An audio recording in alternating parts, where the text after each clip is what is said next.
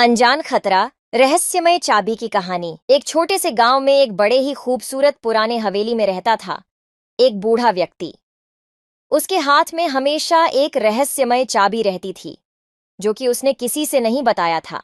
गांव वालों के बीच चर्चा बस इसी चाबी की होती थी। उन्होंने कभी कहा कि चाबी उसके वीराने कमरे में एक खजाने का राज छुपा सकती है।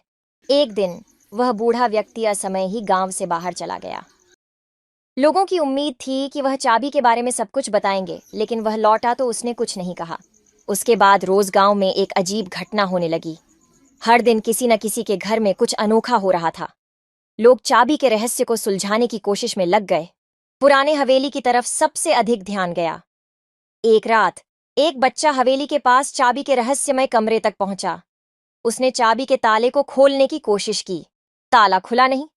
चाबी उस बच्चे के हाथ में ही फंस गई। उसने सोचा कि वह इसे बड़े आनंद से सभी को दिखा सकेगा। पर जैसे ही वह चाबी को घुमाकर देखने लगा, वहां से ध्वनि आई। बच्चे ने ध्वनि सुनकर चाबी को छोड़ दिया। वह बेहोश हो गया।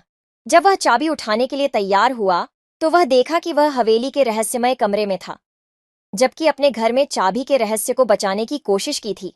उसने चाबी को अपने अंदर रखकर घर की तरफ देखा और देखा कि घर की छत गिरने वाली थी। वह अपने परिवार को बाहर निकलने के लिए बुलाया।